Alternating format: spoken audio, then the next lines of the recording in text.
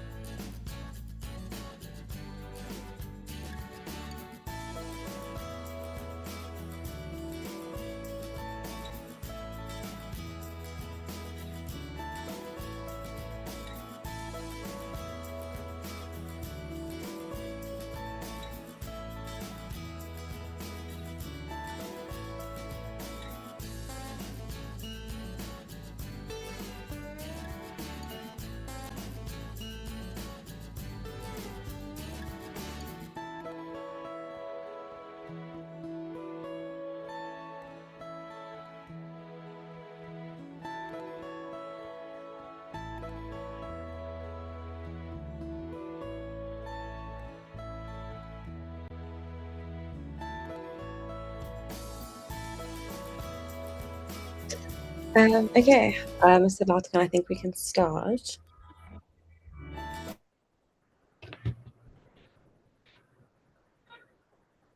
Okay, hi there, everyone. My name is Maki or Magawang Kaseke. I am the JUDASA Gauteng representative for 2024, and welcome to our Internship Insights session. I did do a brief introduction before, but I'll just do a brief introduction again.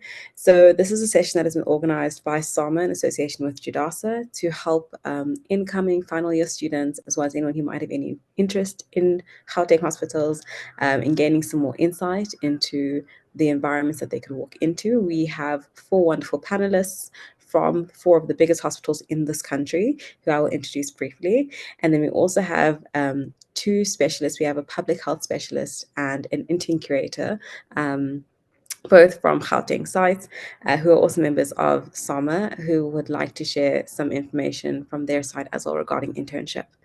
So I think we're going to start the session. Just as a brief rules of engagement, how the session will work is that we will have the discussion with the 4 panelists from the internship facilities, and then we'll have a brief presentation by Dr. Koza, and then a brief presentation from Dr. CBC Zimu. So from our side, we hope that you enjoy the session. We hope that you learn a lot today. We are very, very happy to have you here. Okay, so let me introduce to you our 4 speakers, our interns. These are all secondary interns from 4 hospitals in Gauteng. So to start us off, we have Dr. Kundi Masakona. She is currently a second-year intern from Charlotte Macleke Johannesburg Academic Hospital. We then have Dr. Rivasha Govender, who is also a second-year intern, who is based at Chris Hani Baragwanath Academic Hospital. We have Dr. Tebo Magwaba, who is a second-year intern based at Dr. George McCurry Academic Hospital. And then we have Dr. Sunny Sibukulati, who is a second-year intern based at Helen Joseph Hospital. So I'm going to ask them each to just give us a brief introduction to themselves and to their hospitals. I've asked them to tell us their names, obviously, where they're currently based, where they studied, and then also a fun series or show that they'd like to recommend to someone on the street. So I'll start us off. My name is Maki Kaseke, currently a second-year intern at Charlotte Macleke Johannesburg Academic Hospital. I studied at Stellenbosch University, and a series that I would recommend that I'm currently watching is The Lincoln Lawyer. Cool. So let's start with Kundi.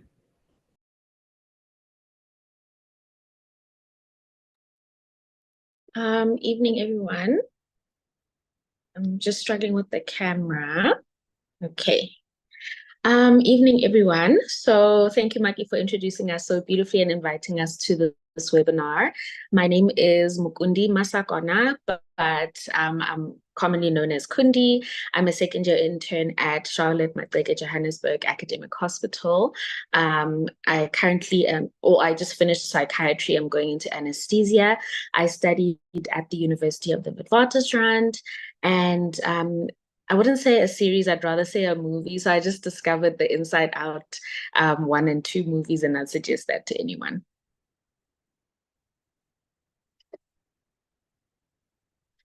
Thank you so much, Kundi. Okay, so then we'll bring out our second speaker. I'm going alphabetically for anyone who is interested. So our next speaker will be Rivasha Govender. Take it away, Rivasha. Hi, everyone. I'm Rivasha Govender. I'm a second-year intern at Chris Hani Baragwanath Academic Hospital. I studied at the University of Pretoria. I'm currently doing psychiatry, approaching orthopedics. I didn't know it was a fun movie, but a movie I would recommend is Pursuit of Happiness. It delves with a lot of the topics I will discuss today about empathy and perseverance. But if you want a good laugh, I would just recommend Instagram Reels and TikToks in bed. Thank you so much, Rivasha. Okay, so then we'll bring out our next speaker, who is Dr. Sisipo Sanlisio Kulati.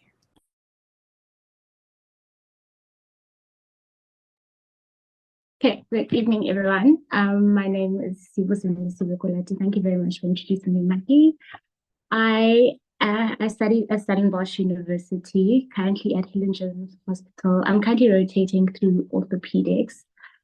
And a series I would recommend. I don't know. It's not great, but I'm watching it at the moment. It's Virgin River. Thank you very much. Thank you so much, Dr. Kalati. And then our last speaker is Dr. Tsepo Magwaba. You can take us away.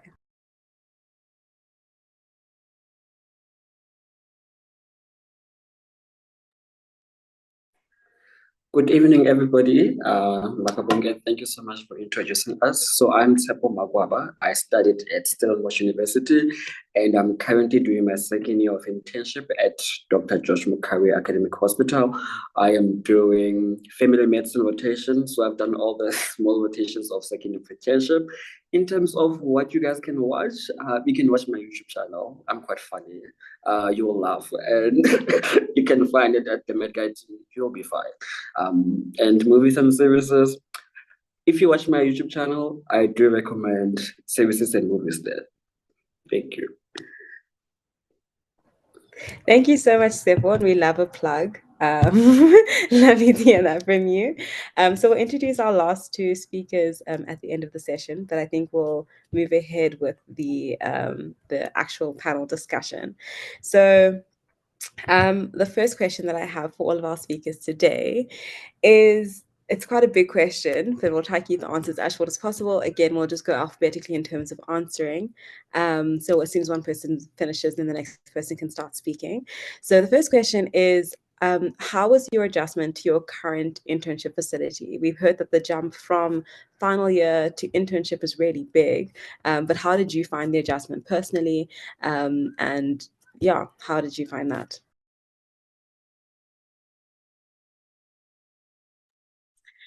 So we'll start with Mukundi. Thanks, Mikey. So having studied at WITS, and then being at Charlotte Matrike was kind of a cheat code for me. So I didn't really have to adjust much, especially in the first few months. But then I got to internal medicine, which I think is the crux of medicine and the hardest rotation in internship. And that's when the steep learning curve started for me. So I feel like it was a good balance of easing into internship nicely and then getting into the hardcore of medicine or being a doctor. Yeah. Perfect. Thank you so much. Yes, Rivasha, sorry. I won't introduce everyone. Okay, so I studied at Pretoria, so I was away from home for 6 years. So coming back to Barra was coming back home. I had a good support system. I was very scared because obviously Barra is filled with the WITS interns that are very familiar with the environment, but that worked to my advantage. I made amazing friends. They helped me, orientated me, held my hand through every step of the way, to the point that I even forgot that I wasn't a WITSy. So my transition was smooth just because I integrated myself into the culture. Don't see yourself as a WITS intern or UP intern or Stellenbosch intern. You're all in it together. And yeah, that made a world of a difference. Obviously, it is rotation dependent, but yeah, make friends with the nurses. That's also a big step in a smooth transition. And don't have an ego. Make mistakes and learn from it and know that we're all in it together.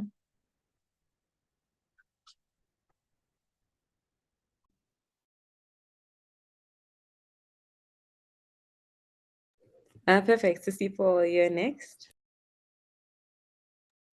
Okay. So in terms of adjusting for me, I went to Stellenbosch in the Western Cape, and then I came to Helen Joseph in Gauteng. So it was quite the difference, just in terms of operational things a lot, even in terms of how patients are managed. So it was very different, but I think what really helped me in the process is that in my initial group, I started on surgery. We had 2 asynchronous people, and I think they actually saved our lives because they've been around and they know a lot more than you. So they really helped us get around in terms of what is expected from us. So I really think that I probably would have struggled a lot more if it wasn't for them, because I didn't know how anything works. It was a completely different system. But I think having them there sort of really helped. Like, you mustn't be scared because other people will know more. It's not that you know less or you're stupid. It's just a new environment. So I think that's what really made it a lot easier for me.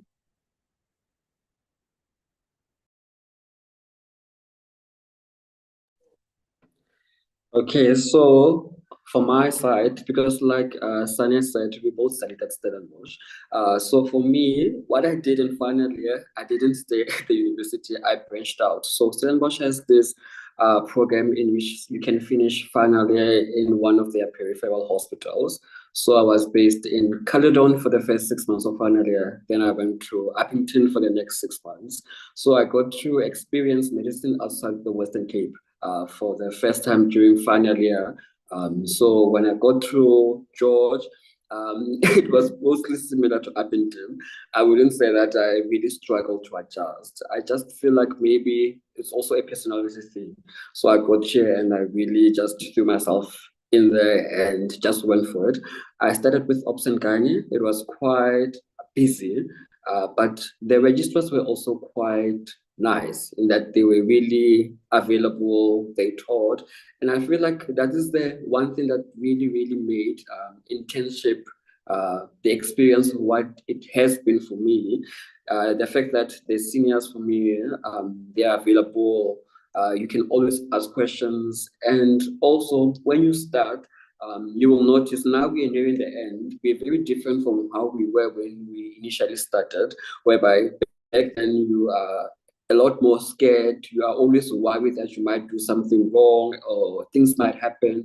But asking questions, availing yourself all the time, and really just going an extra mile here and there, knowing your limitations goes a long way, and it helps with the adjustment as well. So for me, I think just being around and really throwing yourself into the deep end, because at Stellis, they really expect you to really work hard as students. So when we started internship, it was as if it was continuation from Stellis, even though it was a bit different, but the adjustment was not that hard.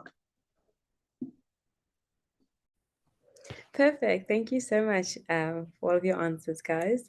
So the next question I have is, what was your toughest rotation in your first year of internship and why? Okay, so my toughest rotation in first year internship was actually internal med.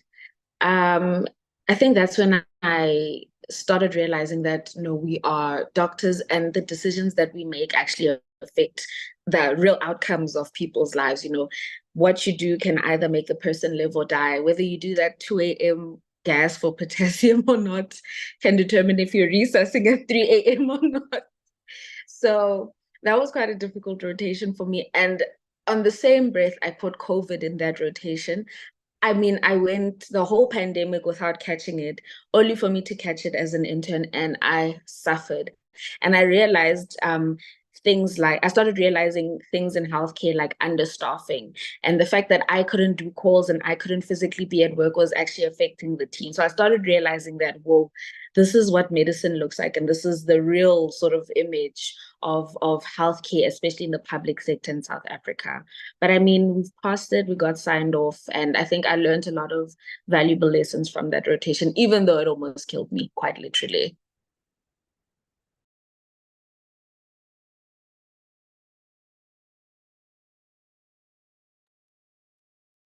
Okay, Kundi, similar experience. Yeah, internal medicine, being the toughest, it was the most rewarding, and it made me realize I do want to be a physician.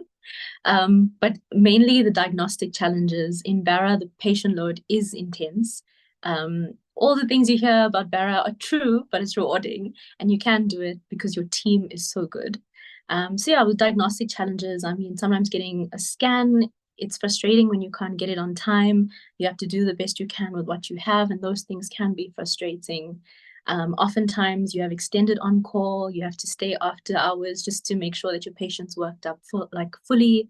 And it's not something that you have to do, but it's something you feel obligated to do, and you want to make sure that the patient's cared for holistically. A problem with readmissions, often you see the same patients and it's frustrating, but at the end of the day, we need to master our patient counseling and just be cognizant of socioeconomic status and all of those challenges in our healthcare system. And then the emotional fatigue and physical fatigue. So internal medicine, I've lost 10 kgs.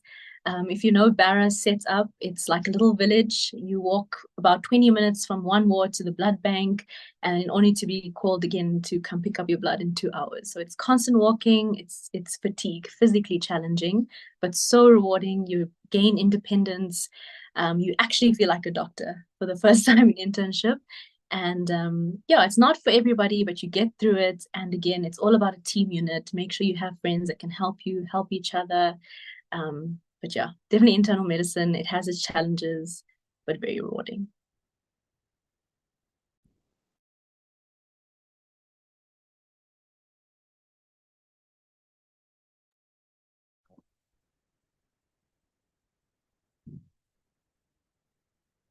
Okay, so for me, I think the toughest rotation was obs and gynae. I did it at the end of the year, funny enough. So I went through the whole year only to like suffer the most at the end. I think especially the ops component, ops is very busy. It's quite draining. I think I didn't realize how it like you get exhausted in the year, but I just feel like in ops and gynae, it doesn't stop. You don't catch a break. On the 24-hour calls, you're literally on your feet for 24 hours. There's a million people calling you all the time. And it's also such a high stress environment because things need to happen now. Otherwise, the baby is going to suffer or the mom will suffer. So it's a high stress environment. You're constantly running. And yeah, I think that was probably the toughest rotation for me because it's mentally draining to wake up in the morning and basically running a whole marathon the whole day until you go home. And I think at Rahima, because when you're at Helen Joseph, you do your ops and gynae there at Rahima Musa. It's quite a busy hospital, but I don't think there's enough staff to cover the hospital. I do think it's gotten a bit better this year. But when I was there last year, it was quite intense. And yeah, it's not, I don't know, obs and gynae, you do the same thing over and over again, but it's stressful every single time. So I think that's probably the one rotation where I felt like I was struggling the most because, yeah, it wasn't easy.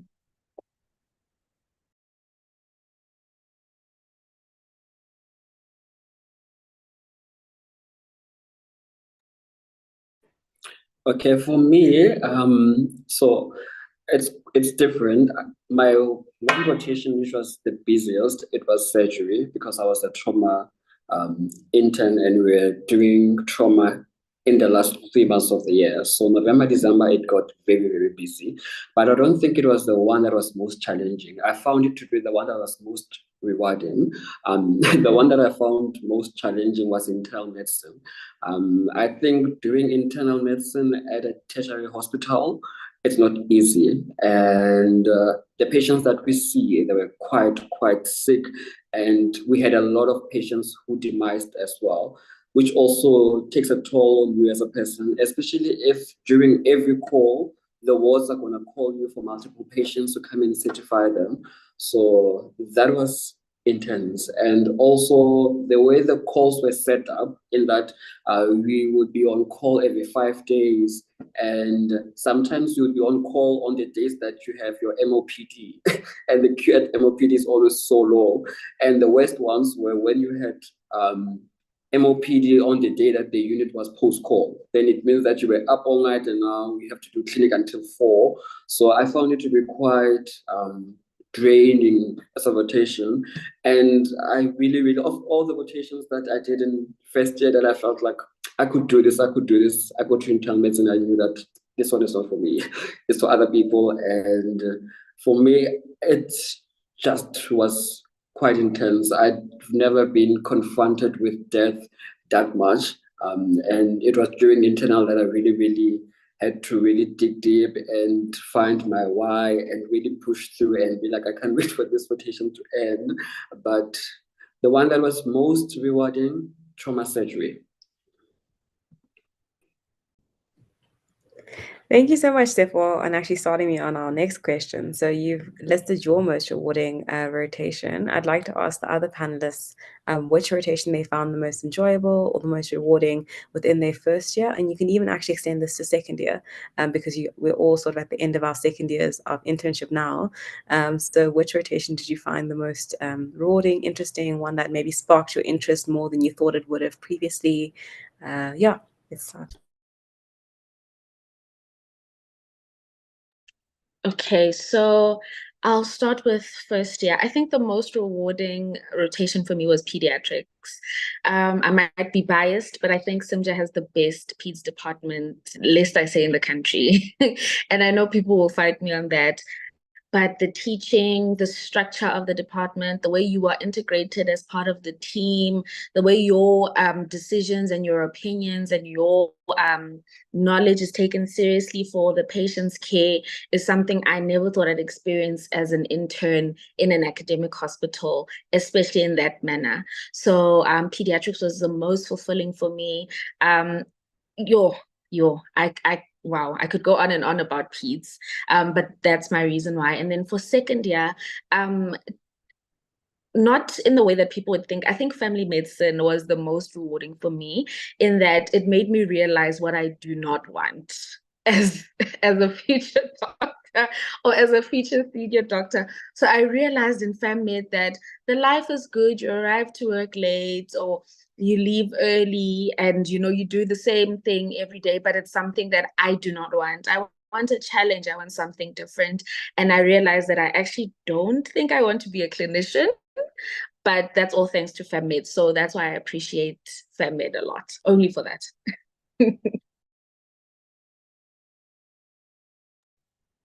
Okay, so as much as I said internal medicine is rewarding, it's definitely not the most rewarding. Patient depths, it hits you, takes a while to recover from all those patients you certify. So on the contrary, you have something like trauma surgery. I did trauma at Barra. That was one of the reasons I went into Barra, because we know it's the third largest hospital in the Southern Hemisphere, and people from across the world come there. So you actually meet people every day from a different country. It's quite fascinating. And there's at least 20 ICDs in a call sometimes. So you feel very competent, and these patients are young, fit and healthy. You insert the drain, 2 days later, they're fit, they can go home with some physio.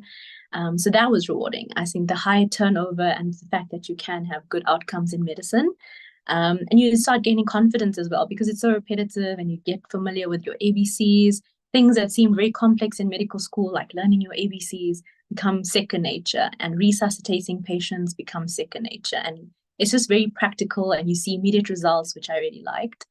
And then similarly in family medicine, all that trauma exposure helped me a lot, because on a Friday nights, on derby days, you'll be the only person in a small clinic in Soweto, or Alex, and then you have a stab wound coming, and you have a little bit of confidence and the skills now to manage that. And as Kundi said, you also see the things you want to become and the things you don't want to become. And family medicine really tests your integrity as a doctor. You can take shortcuts, you can just act as a big triage system and send them to your respective hospitals, or you can do your best to optimize that patient then. Family medicine can be very soul draining for a lot of people, but 100% is rewarding. It integrates all aspects of first year, and you really feel like you're making a contribution.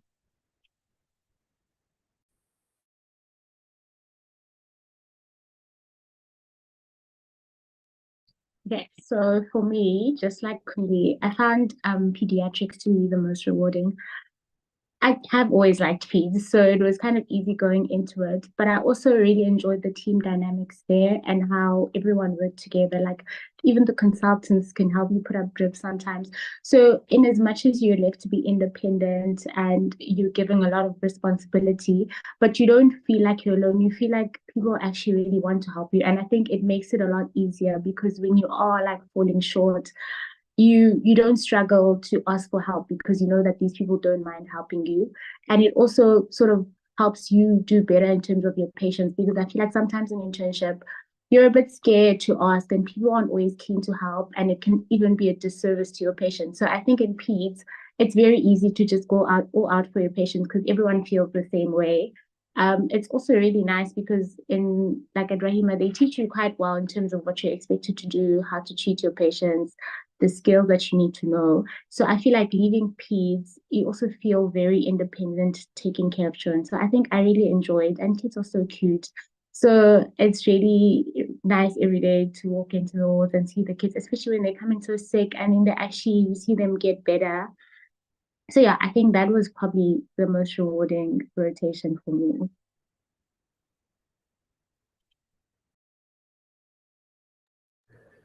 And then Steph, I know you already answered the question, but if you have anything else to add about a rotation you found very rewarding or very interesting. I was gonna say that even though I did love trauma so much, but anesthesia ticked all the boxes.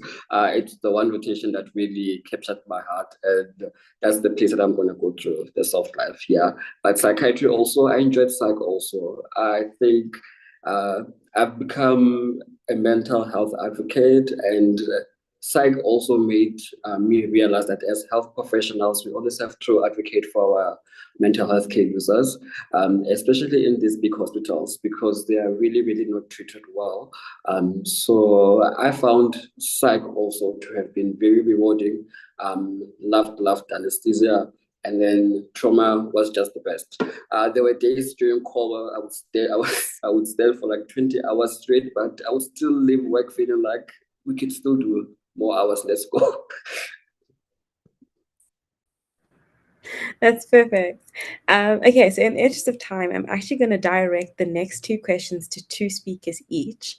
So I think everyone has the list of questions. It's not going to be such a surprise. So I'm going to ask Ruvasha, because you are at the biggest hospital, or one of the third biggest hospital in the Southern Hemisphere. And then I'm also going to ask Sane, Sane, the next question. So the next question will be, could you please elaborate on coping skills that you developed throughout the last 2 years that helped you really get through the last 2 years? Okay, coping skills, it's very retrospective. In the moment, you don't realize you're developing these skills and everything feels overwhelming, but you just have to keep your head afloat. So for me, the biggest thing was establishing a support system.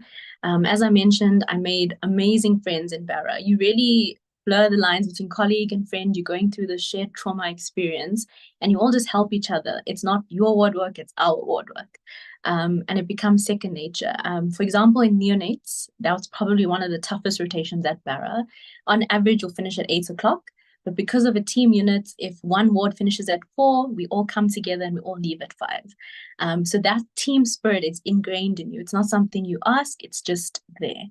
And then mentors, like you, as a student, we often felt very cognizant of the hierarchy between consultant, reg, MO, intern, student.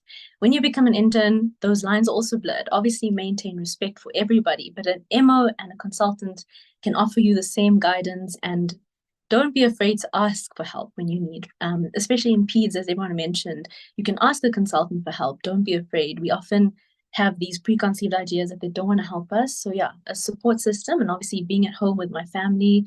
But if you're away from home, make time for social contact in whatever limited time you have. Then balanced life. It's not easy. You have very limited time to go to gym. And even though you're working and you're losing a lot of weight walking, and you do maintain fitness on that level, try and find time to do things you enjoy. So I did arts in school, so I tried to incorporate that, in making notes, and I tried to do commissioned works just to get my mind out of medicine a little bit. And then time management. We think we're good at it, but sometimes we're not. So make sure you're pouring from a full cup. Things like Trello help with your ward work, but also have checklists for your personal goals. Keep your logbooks up to date, because you will end up like hurrying at the end of the year. So just time management, prioritizing is very important. Don't lose yourself in medicine, and seek professional help when you need it, because it is hard. And sometimes when you're in it, we don't prioritize our own health. Prioritize your own health. Don't be a hypocrite. You're a doctor. You help other people. So seek professional help when you need it, and know your limits. But yeah, the biggest thing is ask for help. Don't be afraid. You don't have to do this alone.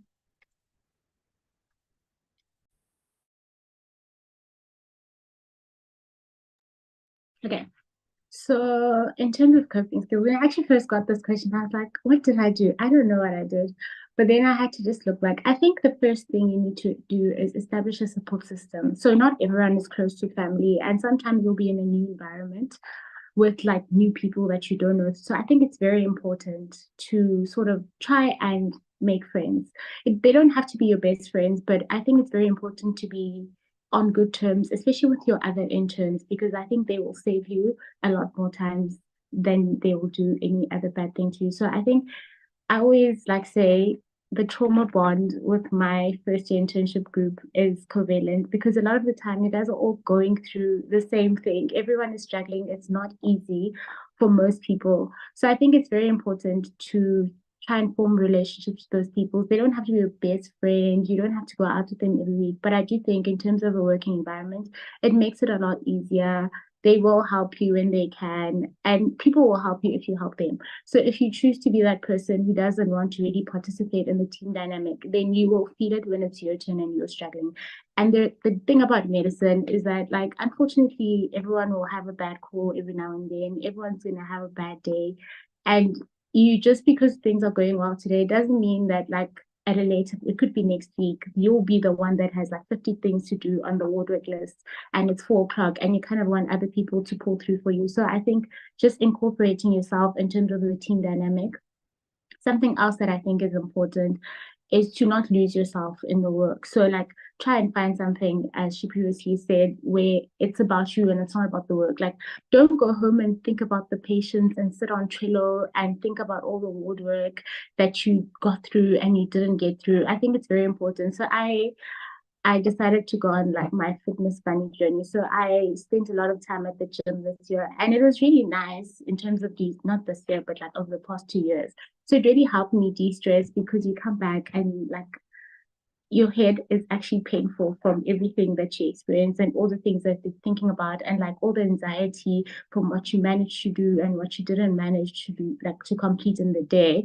So I think it's very important to have things that are for yourself, like on your weekends off, go see your family, go see your friends.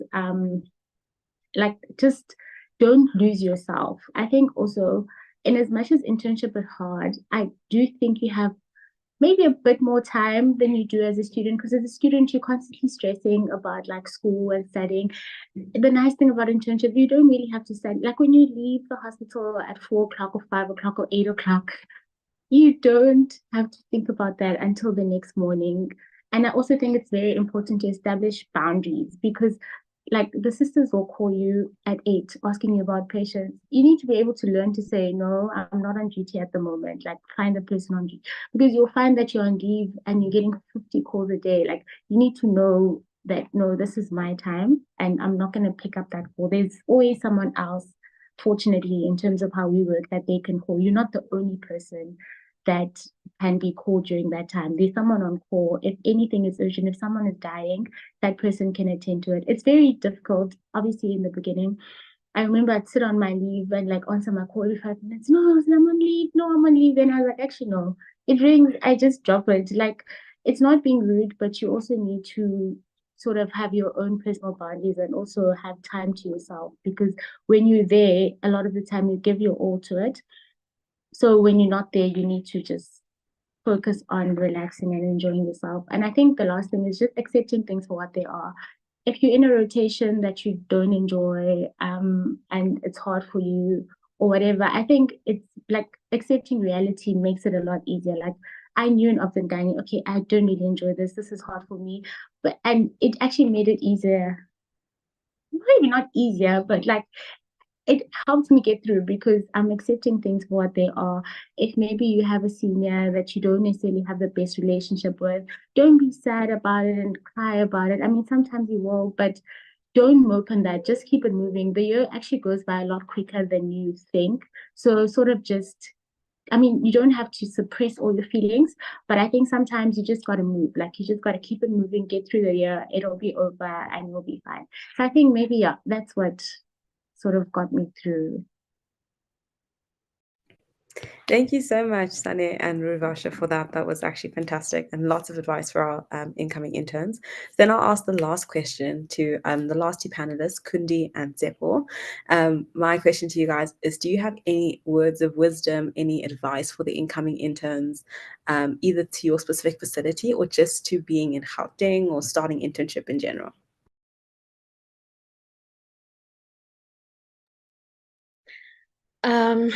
Okay, so I think I'll start with like an overview of being an intern and then try and hone it down into being an intern at Charlotte Matleke.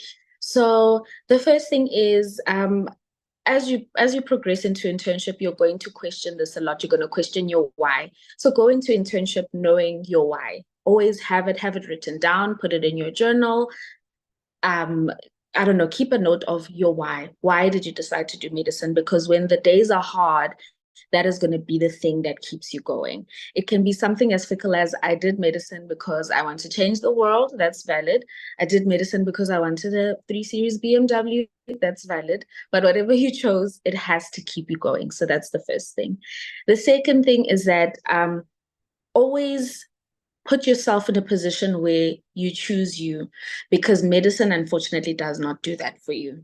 So I'm not saying be selfish, especially when it comes to your colleagues, when it comes to patient care, do not be selfish. However, when it is your free time, when it is your time, when you're outside of the premises, when it is not 8 o'clock and when it is not 4 o'clock, then it should be about you, your family, the things that you like, and the things that give you purpose, because that's what's going to give you strength to be able to go back to work the next day. Number 3 is very important. Don't forget to document everything that you do. It's so important to learn how to document every single thing that you do, because unfortunately you might be coming with good intentions. You might actually be a good person, a good clinician, a good intern, but there are situations sometimes where you're working with people who are not like that, and those people are quick to throw you under the bus. So make sure you write the date, the time. If you called somebody, write their cell number, write their surname, write what subspec or department they're in, and if you can, just a brief note of the conversation that you had. And I especially learned this from first year, but it actually comes in the most handy in FamMed, where you're at Hillbrow, you have this sick baby with sets of 67, you've intubated, and you want a referral hospital to accept the patient, but the senior on the other side is being unreasonable. They're asking you to do things that you cannot do at a facility like Hillbrow. So note everything so that when you do escalate it, you are covered, and it is dealt with tact. And I think it's already been touched on. It's so important to work in a team. Medicine is a team sport.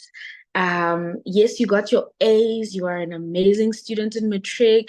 Yes, you did this very difficult degree for 6 years, but now you are doing medicine. Now you are practicing medicine. You have to form part of a team, whether you like it or not.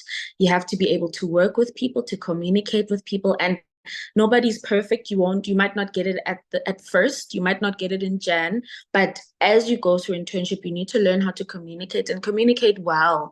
You need to learn how to create relationships with not only your peers as interns, but the allied healthcare workers, the nurses, NB, your seniors. I have so many good relationships, and I think lifelong relationships, not only with my fellow interns, but with my seniors as well. Like if I see a case that I don't understand, I can still message them now and say, hey, doc, this is the situation. Please help me out. So make good relationships in medicine. And the last thing I'd like to say is, I mean, there's a whole lot, but the last thing I'd like to say is don't sweat the small stuff. But it really just speaks into what our 2 previous speakers had said. Don't sweat the small stuff. It's such a long journey, this thing of being a doctor.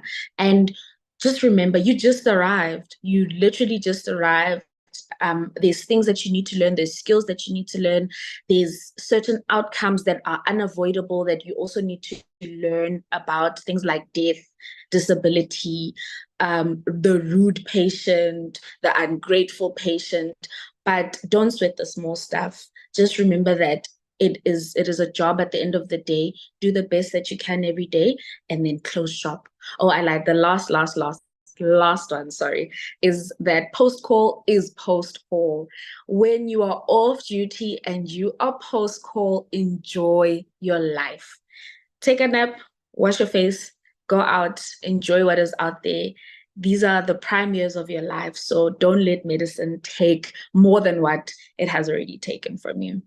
Yeah. Thank you, Kunde. I don't even know what to say because I feel like Kunde has said so much already. But like she said, I also want to say that you need to breathe also. Like she said, you just arrived. And for me, I always say that the most important thing that one can do in medicine is to show up. So please do show up. It's very unfair to have somebody in a team who is always just going through something. And most of the time, I'm saying this because some people, they will miss their calls, or maybe they are not showing up on time at work. And then when they are asked for the reasons, the reasons are not even like valid. It's not like tangible things. So don't be that intern. The best thing that you can do for yourself is to show up, and show up on time, show up willing to work and learn as well. I used to struggle with the concept of people saying that internship is what you make it out to be while I was still a student, because I was like, what do you even mean by that? But having gone through the experience, I do realize that what they meant with that, because it is indeed what you make out of it. For example, us at an academic hospital, if you're not going to do things, the registrars will most probably not call you. They will do those things themselves, and then they won't call you for procedures. It has happened a lot in surgery. It has happened a lot in internal medicine. So you go through the entire rotation without learning anything at all. Whereas if you show up, you are there, you are always willing to learn, to ask questions, they will also be willing to help you, to assist you, to teach you, and then to gain all those skills. People often have said that doing internship at an academic hospital, you'll be a paper pusher. And then that was really one thing that really stressed me a lot. And after going through the experience, I realized that that's not really true. If you show up, you are willing to work, you avail yourself, then people are always willing to teach you. And like Kundi said also, don't take what the patient says to heart. People are allowed to complain. The system is failing you as a doctor. The system is failing the patients, and the patients will most probably take out their frustrations on the junior members of the team. And as the intern, you are the person who spends most time with the patients, and obviously they are going to take out their frustrations on you, but don't take that to heart. Just tell yourself that patients are complaining because they have to complain, and that is not on you. When you do your best, and then that's enough. You will see that sometimes as an intern, you double up and do other jobs as well. Sometimes you're going to be a porter. Sometimes you're going to have to do other things that have other people that are supposed to do them. But for me, it's always a thing to remind myself that my patients need that skin. And if I can push them to get to radiology to get their skin, then I will do that. It's not about the porters striking or doing all those things. It's not right that I have to be the porter now, but it's for the patients. It's not about me. It's not about anything else. So if the patients can benefit and I have the time and I'm willing to do that, then definitely I can do that. And also medicine, like everyone has said now, it's a team sport. For me, the one thing that has really, really helped me a lot is my intern group. I've got some of the best people that I've worked with, and I feel like the relationship that we have formed will last us for a very, very long time. And I've never found myself in which I was struggling or I was drowning in work, because my friends were always willing to help. Sometimes you are the one who's post-call, and then they are still fresh. They will tell you, we'll do this work, and then you can go and rest. And then also, one of my registrars actually said something that was very, very important to me during one of my rotations. And then she said that some work is not to be done during post-call. You will do it. Some scans, they will still be booked. If that scan is not agent, it can be booked the following day. But if it's an agent scan, we'll definitely have to book it today. If whatever thing that we need to do today won't change our management of this particular patient right now, then we don't have to stay after 12 o'clock and say that, no, I still have to do all this before I leave for my post-call. So it's very important to know that things that we need to do now to prioritize our patient safety, we do them. But things that we can postpone and do them the next day, we can also do that. So it's important, work in a team, don't ever work alone, and don't suffer in silence as well. If you are not coping, do reach out.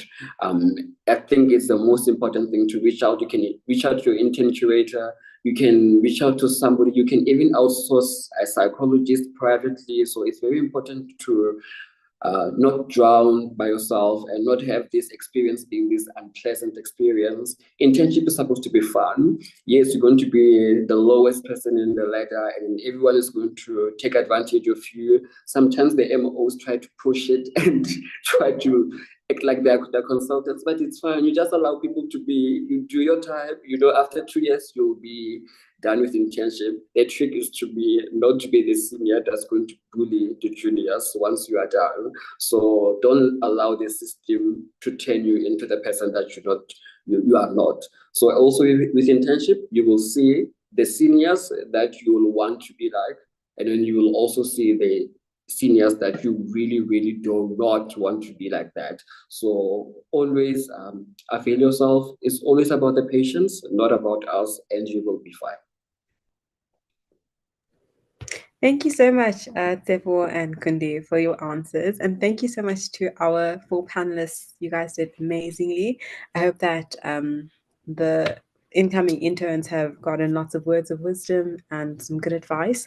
I'm going to ask for everyone who has a question, maybe for a specific panelist or about a specific hospital, just to write it into the chat. We'll answer the questions at the end. I now want to just move on to our last 2 speakers.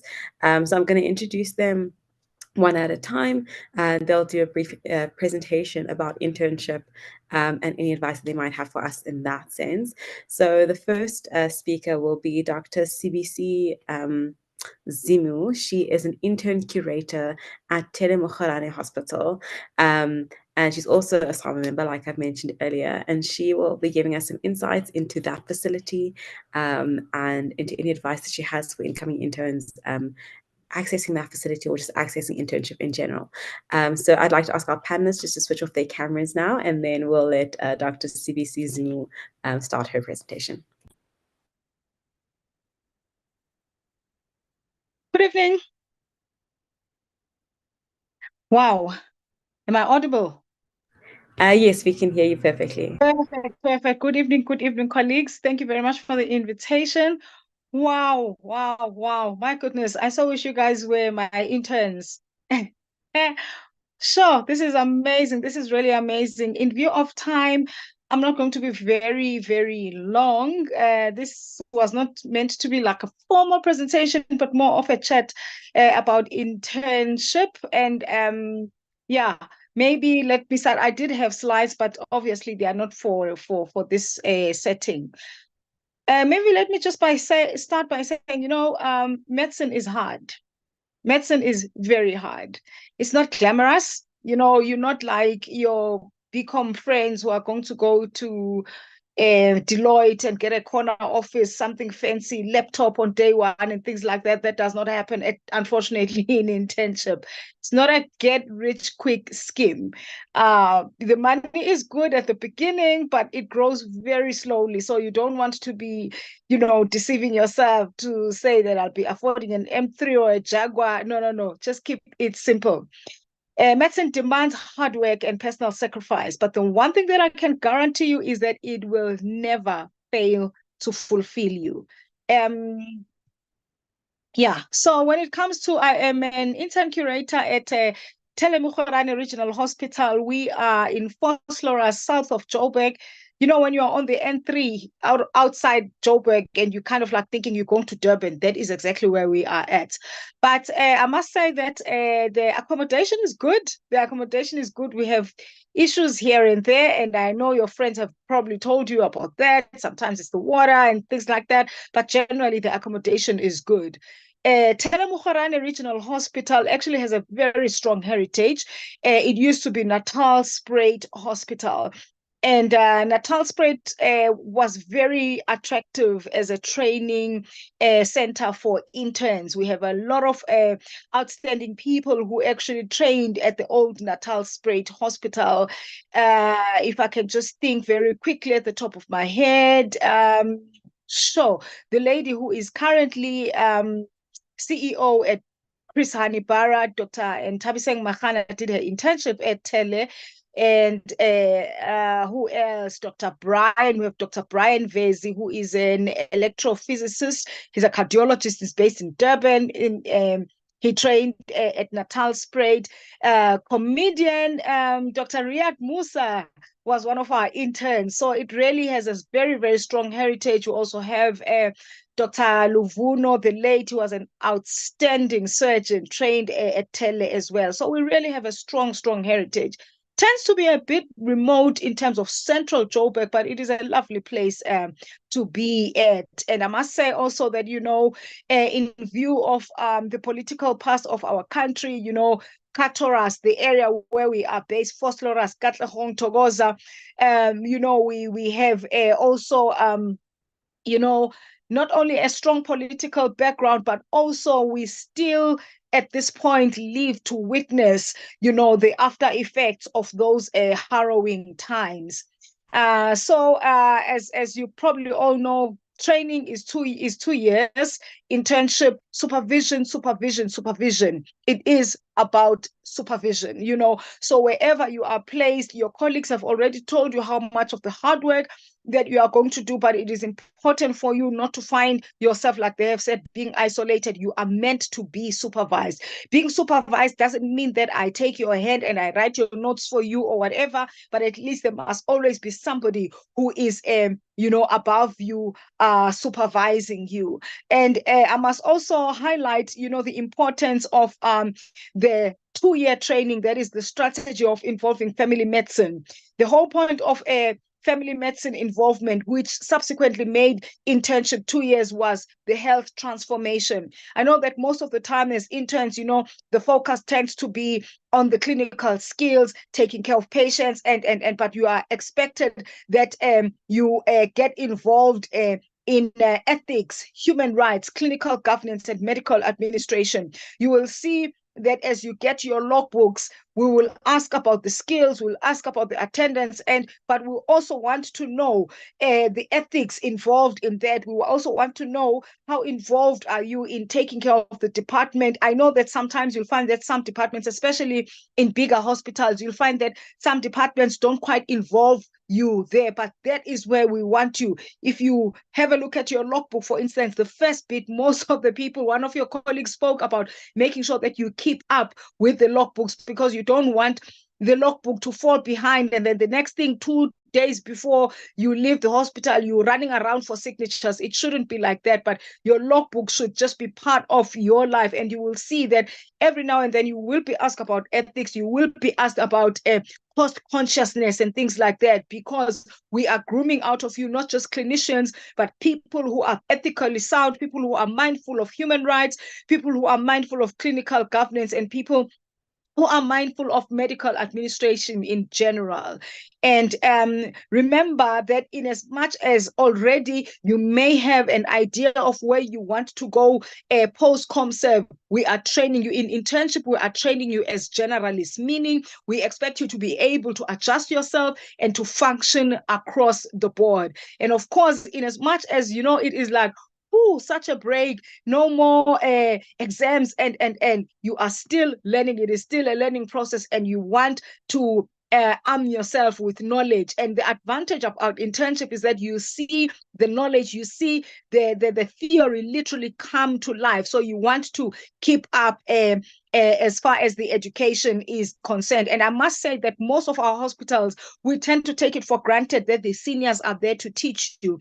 But actually, HPCSA actually expects us to be able to prepare you for diplomas, to be able to prepare you for postgrad learning. So you'll find that we are still, you know, a work in progress in terms of ensuring that everybody gets their ACLS, ATLS, etc., etc. And of course, you know, the one thing that I tend to see also is the issue of the evaluation process. People tend to start panicking with logbooks at the end of the block. It's important that you take yourself through that midterm evaluation process as well. Well, we are in the changing times. You know, I know that perhaps many of you may not even be aware of how things used to be many years ago, but you know, because of the increasing numbers of medical students, we find that the medical training, the undergrad, is not as as hands-on as it is expected to be. It's even worse, actually, you know, if you're going to perhaps do your internship, you know, in an academic setting, everyone is fighting for skills. Everyone is fighting, you know, to be hands-on. So you find that it becomes easy that you find yourself being in the background, you know. In fact, we come from a time where year 6 was actually called junior internship, because at year 6, we expected you to be able to run your own ward, to be able to run your own clinic. And we are very mindful of the fact that we are not in that type anymore. Like I'm saying, that you find that a whole lot of medical training tends to be theoretical, and, you know, the groups are larger. And of course, you know, a lot of teaching happens via the internet now, where you find that, you know, therefore that hands-on training is not, it doesn't adequately prepare you for internship. And of course, we are also mindful as well of the fact that a whole lot of you trained during COVID time. So it created, you know, that gap to be even more. I loved Dr. Makwaba's experience, you know, when he spoke about, you know, or how Stellenbosch encourages that they go out, you know, because that really prepares you for being as independent and as ready as possible. So yeah, you find that, you know, when we look back, you know, there were like smaller groups, the technology was not that bad, and the personal contact was more than what we see in this age. And of course, peer mentoring as well. It is very, very important. Your colleagues have spoken repeatedly about relationships, about communication, because you want to build for yourself that team that is going to support you, that team that is going to you know, skill you as much as you can. So we are very much mindful of the fact that based on where people have trained, some people trained in Cuba, so there's a lot of adjustment that comes in. So we do realize that preparation for independence as an intern is not equal, but it becomes therefore very important that you look into your adjustment setting. When it comes to the work environment, remember, you are becoming professionals now. You are coming into the work environment, so professionalism is very key. And I must say, as I encourage you, that generally across the board, we are finding that we are living at a time where professionalism is not what it used to be. It's not just in medicine. In the legal profession, they lament the same thing. In the education sector, they lament the same thing. And quite interestingly, even in the entertainment sector, we find that people are lamenting the same thing, that people are just not as professional as we used to be. So you'll find that, you know, that becomes, you know, a bit of a, you know, an adjustment glitch where you are expected to look a particular part, you know. And we do understand that, you know, you guys are from, you know, a very relaxed type of environment. You know, sometimes you find that, you know, there's no fuss around the white coat and things like that. You know, people come in with their nose rings and things, you know. So professionalism, it becomes very important that you focus on that. The work environment is guided by law. So it becomes important that you familiarize yourself with all the legal aspect of what you are going to do. Dr. Ruvasha mentioned something very amazing about the impact of what you do, the impact on the patient, the impact on the patient outcome. So it becomes very important that you familiarize yourself with the laws that guide the work that you do. Public service code of conduct, I think it's the things that we tend not to stress, you know, in as much as we will orientate you, but we tend not to focus too much on the public service code of conduct. And that code of conduct guides everything that you do, how you manage yourself at work, leave, grievances, etc., etc. So it becomes important that you have that at the back of your mind. Unfortunately, as your colleagues have already told you, patient load, public sector is very demanding. So it calls for you to learn fast. It calls for you to work fast as well. And of course, relationships. You want to establish relationships that are going to support you. The other unfortunate thing when it comes to being in the public sector, which unfortunately, or fortunately rather, is where you are supposed to train as an intern, is reputation management. You find that our public sector sometimes has a bad reputation. By the time people come in, they already expect that they're not going to be treated well.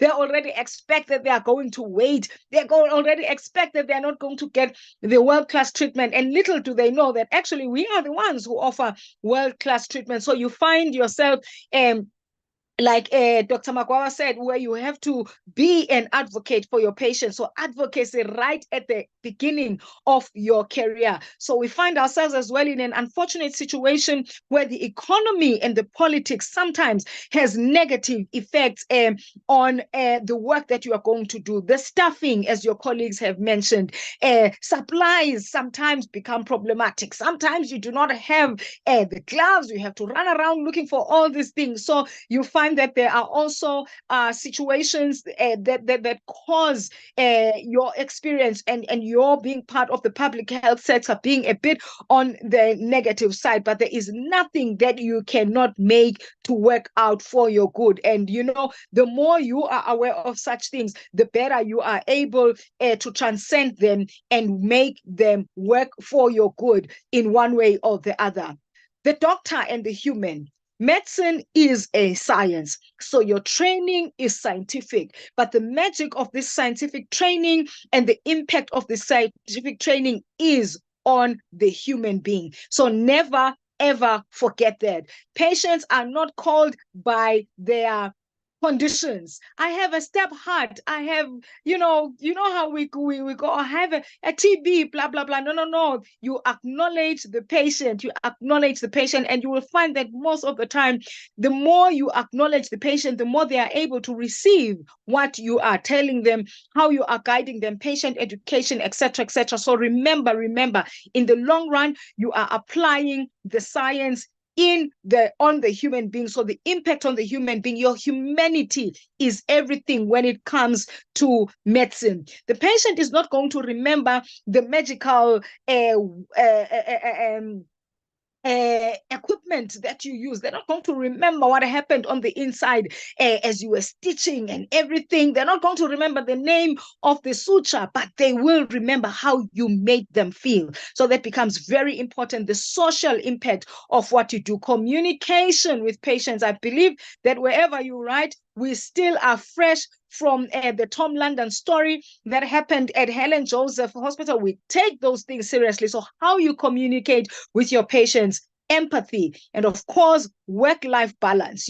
Work-life balance, as we are training you, as we are expecting you to run with the results and the investigations, and we also expect you to be able to manage yourself well. Relationships, like we said, social demands. We are very much aware of the fact that, there are social demands on some of us as well. You find that you are the first professional sometimes in your family, or there are needs and there are expectations, and it becomes very important, therefore, that you balance everything. Financial management as well. Financial management, the moment you qualify, the financial institutions are already pouncing on you. The car companies are already pouncing on you. People are selling you policies that you are not going to need. So it becomes very important that you train yourself and you use the support that is going to be there to ensure that you manage your finances well. Adjustment becomes a bit of a challenge. We find a lot of people who struggle to adjust and to fit in. And of course, unfortunately, sometimes there are interruptions that we do not expect. Illnesses, mental health problems are becoming on the rise when it comes to our junior doctors, and we remain concerned and we remain available to ensure that we guide you, we support you, and we refer you appropriately. It becomes very, very important. We have right now, for instance, a couple of interns where you find that they've had to take time off for one reason or the other. You know what? When it comes to internship, if you have to take time off, if we have to, give you extended leave or something, don't find yourself, destroying yourself because you kind of feel, I need to finish in 2 years. If there is a reason for extension, we do apply for that extension. So it becomes very, very important. Socialization around around your workplace as well is very, very important. You know, the people who are going to support you are the people that you hang around with in the workplace, but it becomes very important as well not to find yourself shining out there as a doctor and therefore, you know, establishing wrong company and things like that. We've spoken as well about coping. Your colleagues have spoken about coping, lifestyle, habits, or some people, party in, party out, alcohol. We'll talk about it when you get to tele, but it becomes very important that you take good care of yourself, learn good coping strategies, balance your lifestyle well, and take good care of your habits. And of course, possibilities remain. So as you are coming into internship, possibilities are there, you know, education and development. There's still so much more that we can do. Mentoring, I think we can strengthen that. In fact, you know, I was actually encouraging my interns that, you know what,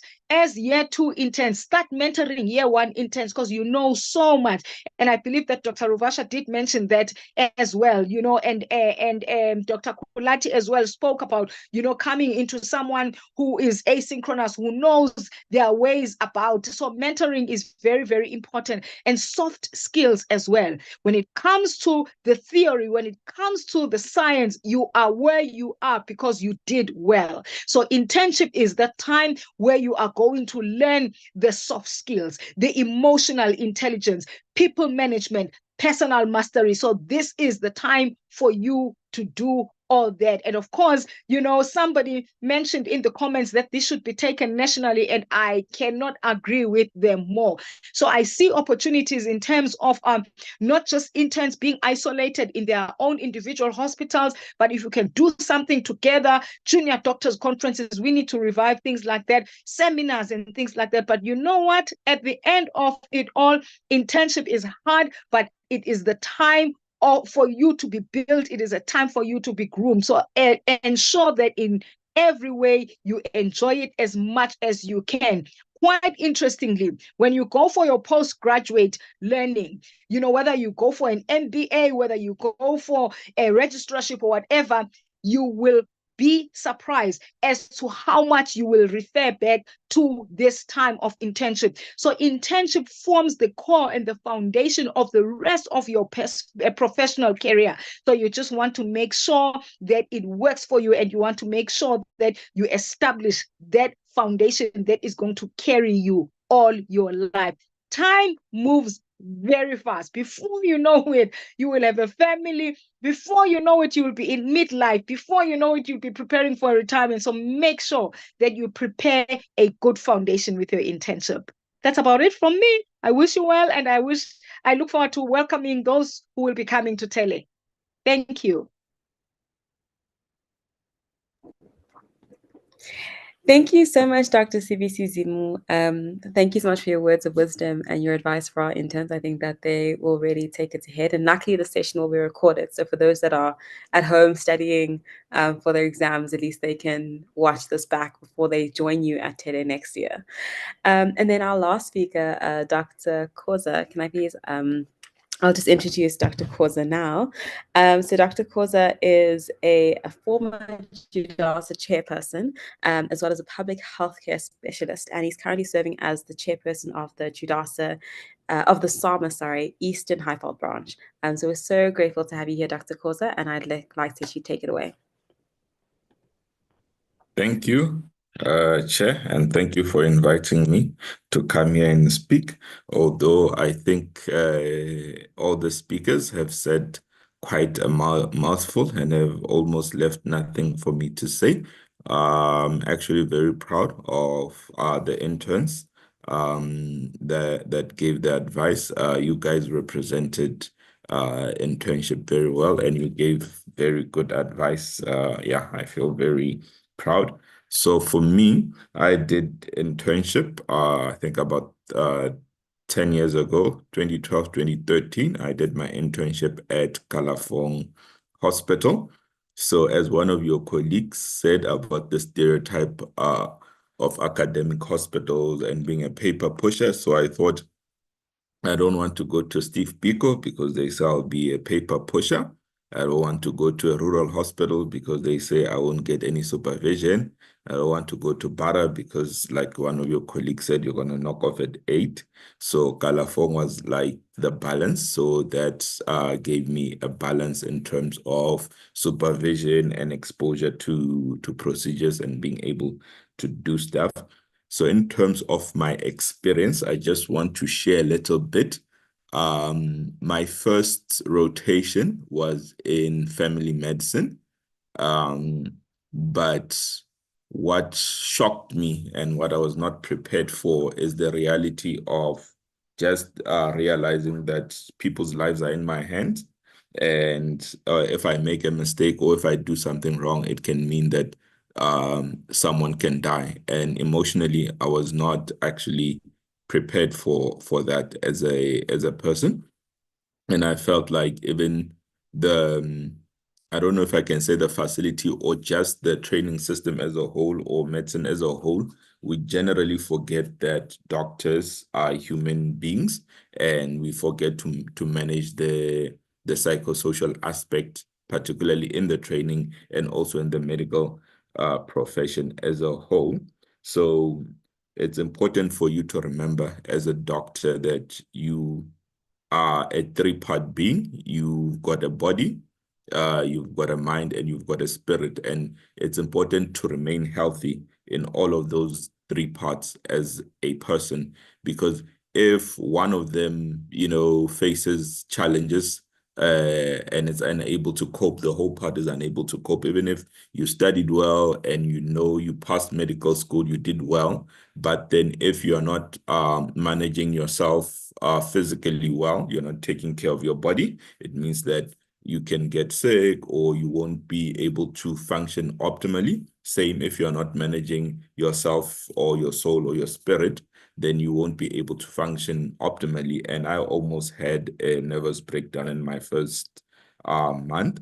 But then, as the colleagues have already said, that it's important to keep a good social network of people. Teamwork is very important. So I received lots of support from the colleagues that I was working with. I had some friends and family that were close by, although not that many, but it's just important to remember that. And then another thing that's important to remember as a doctor is that your patients also, they're just like you, they're humans before they are patients.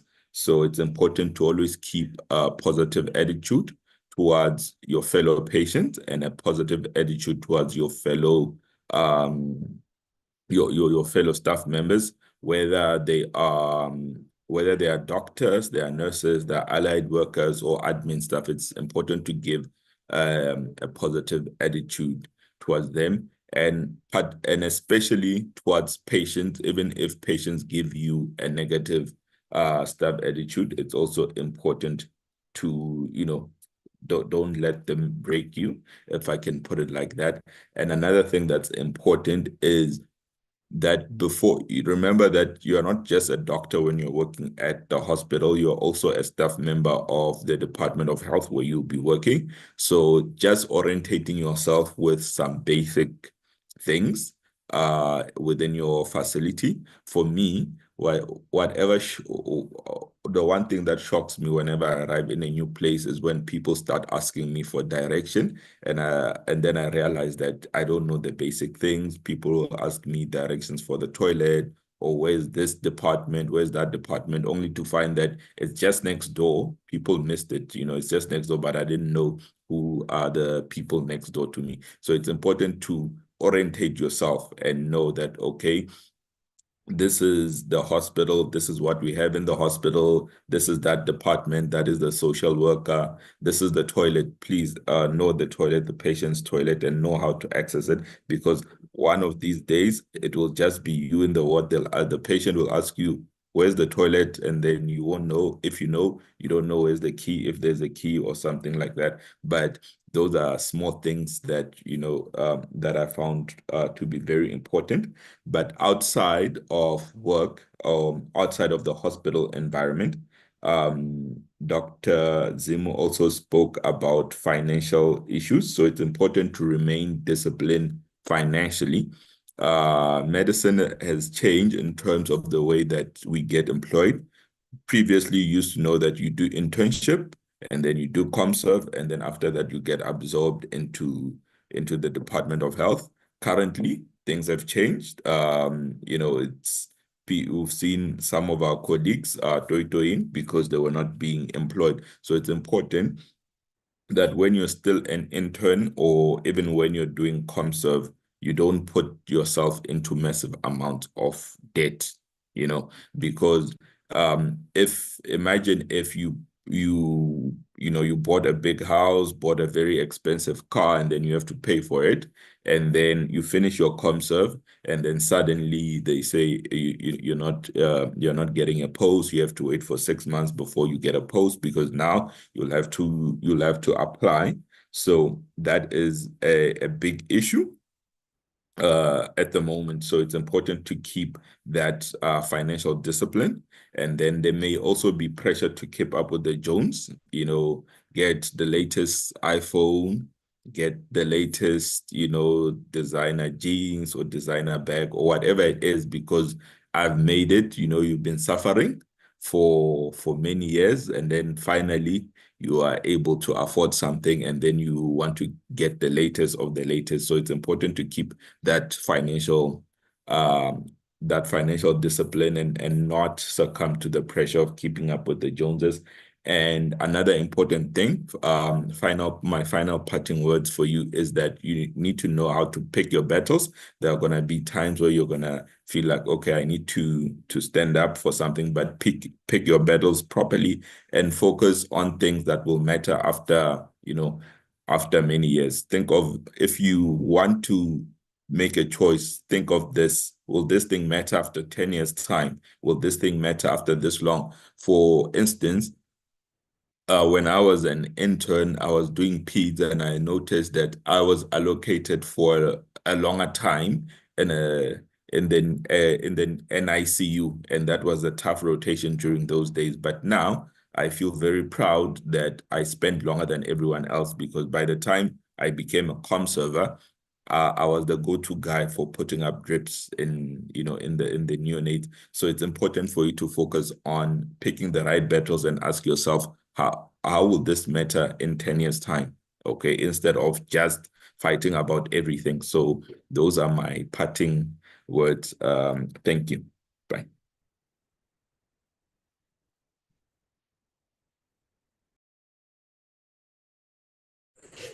Thank you so much, Dr. Koza. And thank you so much to our panelists.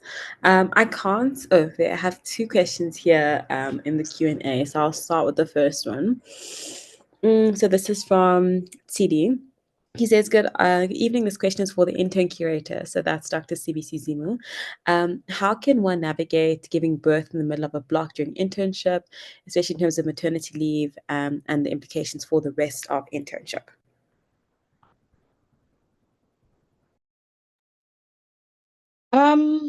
So maternity leave, like Dr. Koza said, you are an employee of the Department of Health. So in terms of leave benefits, you qualify for leave benefits like everyone else. But in view of the fact that your post is a training post, we will give you maternity leave, but you need to make up for it. So it's treated slightly differently, from your sick leave. So you will get maternity leave, but unfortunately, it will affect the duration of your training. So post maternity leave, then you will need to come back and do the blocks where you missed out.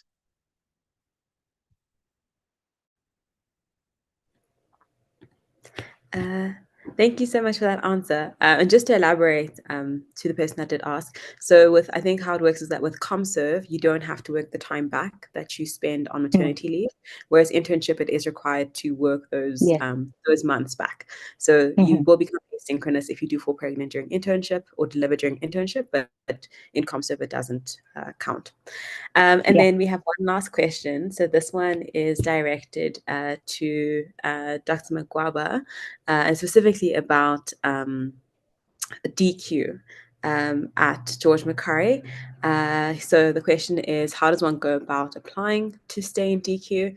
And are there any affordable alternatives around Garangua or around the hospital in that area? What has your experience been in terms of finding accommodation within the space? Okay, thank you for that question. So, sure, it is quite a difficult one, especially for us at George Macquarie. Accommodation was a struggle for myself also in the beginning. A lot of us have actually struggled initially to find spaces in DQ, mainly because they said that there was a long waiting list. We have challenges in which we do have some registrars and some consultants occupying DQ, but the clinical manager has promised us that they are trying to open up some space, so they have served them with some notice to vacate the premises. Initially, first year of internship, if you don't get DQ, they might place you to stay in nurse's home temporarily, or they might give you the bachelor units, in which it's just a single room with the bathroom on the side. However, as the year progresses, because we do have a couple of our interns being asynchronous, so April spaces do open up a lot, and then you can get a 2-bedroom flat. Some people do get 3-bedroom flats. You don't share with anyone.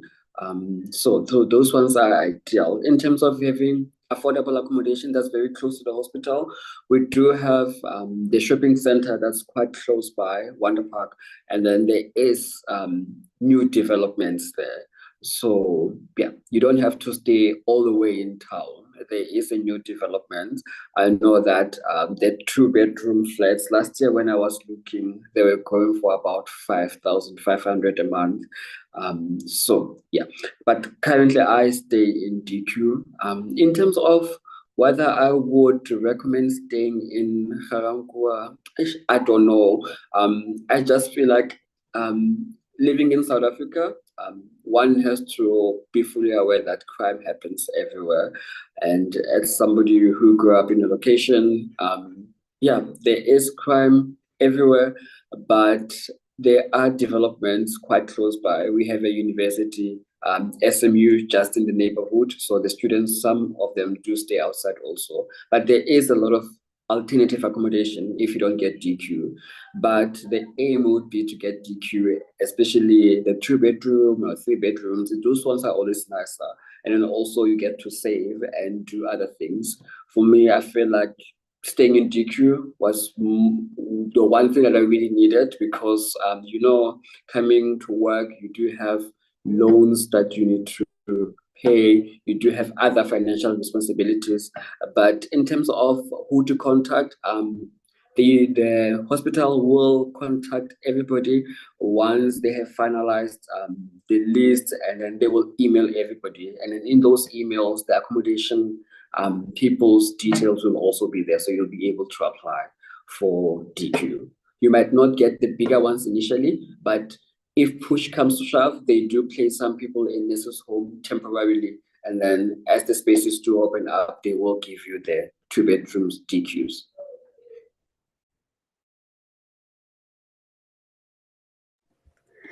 Okay, thank you so much, Tsepo, for your answer to that question. There were a couple more questions in the chat box, in the Q&A, but I sent in responses to those, so hopefully everyone can see those responses. Just further questions on maternity leave. But I think it's time that we close off the session. It's now been an hour and a half, so I'd like to thank all of our panelists. Thank you so much for speaking, for availing yourselves to be available. Thank you so much to Dr. Koza and Dr. CBC Zimu for giving our interns further advice, especially from a higher level than what we as, I guess, like interns ourselves may be able to understand. I am really looking forward to the interns that will be joining Tele, I think Dr. CBC Simo sounds like a fantastic intern curator. I would have loved to work with her. I do love my own intern curator as well, so that goes for that. But thank you so much, everyone. I hope that you have a lovely evening. To our final years, all the best with your studies. You guys are literally at the end, the last 100 meters of this massive marathon that you've been running. So all the best with your studying. I hope that it all goes well and that you find much success. And we can't wait to welcome you to JUDASA next year if you do choose to be members of SAMA, and hopefully engage with you a lot more and create more events like this for you in the future. Have a lovely evening and good night, everyone.